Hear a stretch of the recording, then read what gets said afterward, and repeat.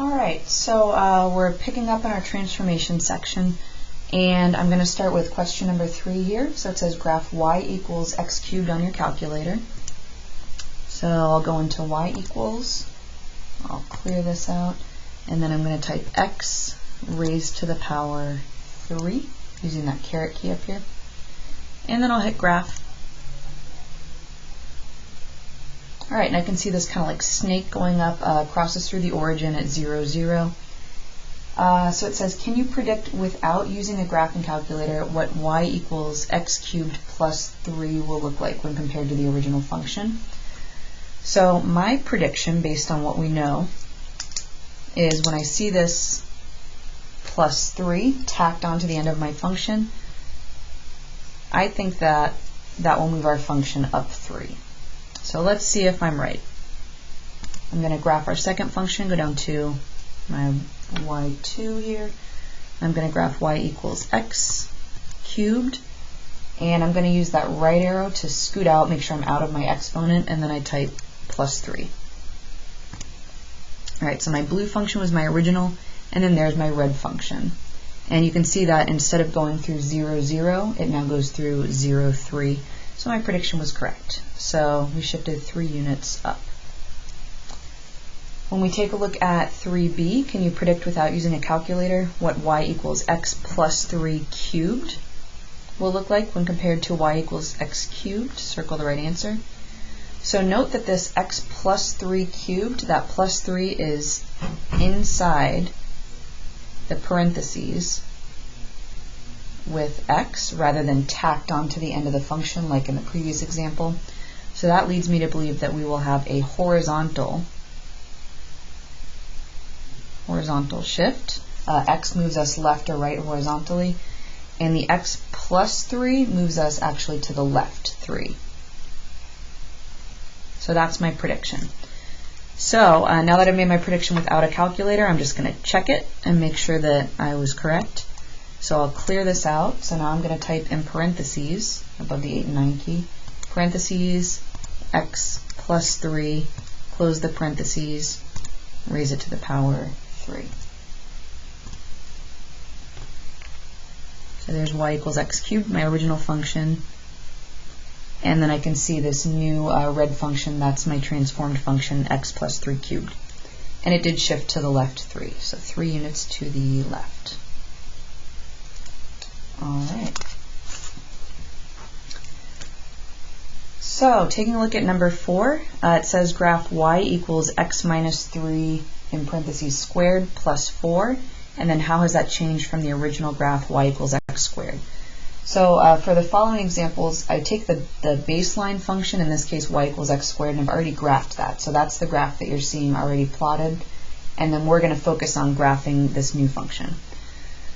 So we can always check this with our calculator. We own a calculator, we should use it. But before I bother using the calculator, I just want to make a prediction just looking at the function.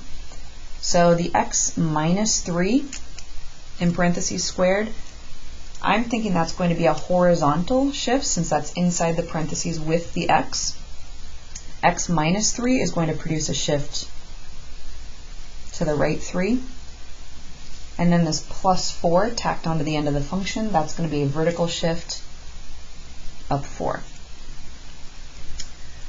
Alright, so let's go ahead and plot this. We'll plot our two functions side by side just to see if that actually works. So first I'll plot y equals x squared, and then next to it I'll plot y equals parentheses x minus 3 squared, and then plus 4.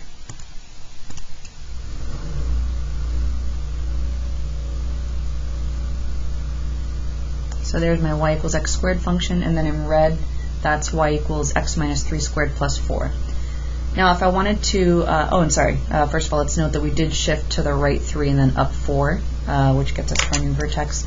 So if I wanted to choose some points, you can either use the table or trace function. So if I use the trace function and then I hit the up arrow, that's going to get me onto my transformed red function. And if I enter, for example, x of 3, that's my y value of 4, that puts me at my vertex. So here I can go over to 1, 2, 3, 1, 2, 3, 4, so to the right 3 and up 4. If if I type in 1 to the right, x equals 4, that puts me at 4, 5. And if I go 1 to the left of 3, which would be x equals 2, that puts me at also y equals 5. So that would be my transformed function, y equals x minus 3 squared plus 4. So I went 3 units to the right and 4 units up. So 3 units to the right and 4 units up. Alright, looking at number 5, I've already plotted y equals absolute value of x. Now I want to look at y equals absolute value of x plus 3 minus 4. The x plus 3, it's not in parentheses, but it's an absolute value signs, which is also another grouping symbol. So because it's inside the absolute value with the x, I predict that this will create a shift to the left 3, and then that minus 4 tacked onto my function will produce a vertical shift down 4. So let's see if I'm right. I'm going to go into y equals, clear these out. So remember, absolute value lives under the math menu. So math, number, absolute value. So that'll be my absolute value of x function. I'll go back into math, number menu, absolute value. And here I want to type x plus 3 inside the absolute value. And then I'm going to use the right arrow to escape that and type minus 4. And if you have an older calculator, it's going to look like this, y equals ABS, and then you'll see open parentheses. You're going to type the x plus 3, then close your parentheses, and then type the minus 4 after that to accomplish the same thing. Alright, so this is my absolute value of x function, my original, and then this is my transformed function. And it looks like we were correct. We shifted to the left 3 and then down 4. So again, I can use the trace key. I can use the up or down arrow to go back and forth between my functions. And since we went to the left 3 and down 4, I'm going to type x equals negative 3. And that puts me at this sharp corner right here. So negative 3, negative 4. 1, 2, 3, 1, 2, 3, 4. Okay. And then if I type in, for example, negative 1, that puts me at negative 2. If I type in maybe negative 5, that also puts me at negative 2. And I can see that shape continuing. So that's my transformed function. Alright, next it says write an equation that would have the shape of y equals absolute value of x, but shifted left 2 units and up 3 units. Okay, so the basic form of my function is going to be absolute value of x. The shift to the left 2 units, horizontal shifts are going to be inside the absolute value sign with x. Shifting to the left 2 units, I'm going to have x plus 2 inside the absolute value. And then shifting up 3 units, this is going to be my vertical shift up 3 units. I'm just going to tack my plus 3 onto the end of my function. So let's go ahead and check this and make sure that we got this right. I'll clear out my second. I already have y equals absolute value of x there. So let's go ahead and graph math, absolute value, x plus 2, and then plus 3. And remember, we want to shift to the left 2 and up 3. So we should be up here somewhere. Yep, there we go. So to the left 2 and up 3. Alright, number 7.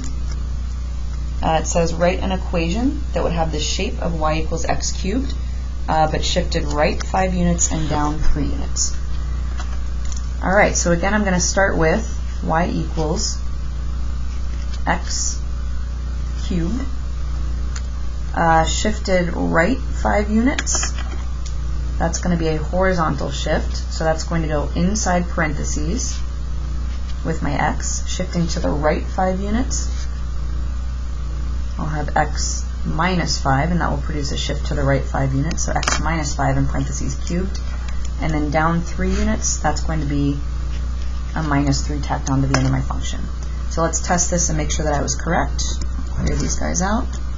Y equals x cubed, and then y equals x minus 5. Close the parentheses, raise to the 3rd power, and then minus 3. So there's my original, and I want to shift to the right 5 and down 3 units, and there we go.